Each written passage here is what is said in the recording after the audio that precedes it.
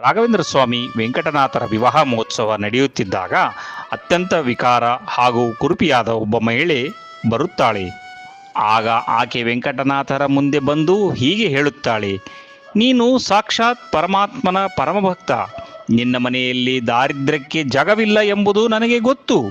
ಆದರೆ ನಾನು ನಿನ್ನ ಮನೆಯಲ್ಲಿ ವಾಸ ಮಾಡಬೇಕೆಂದು ಬಂದಿದ್ದೇನೆ.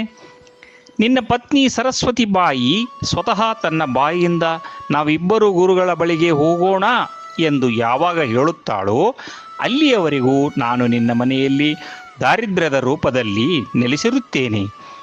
ಅವಳು ಆ ಮಾತನ್ನು ಹೇಳಿದ ತಕ್ಷಣ ನಾನು ನಿನ್ನ ಮನೆಯನ್ನು ಬಿಟ್ಟು ತೊಲಗುತ್ತೇನೆ.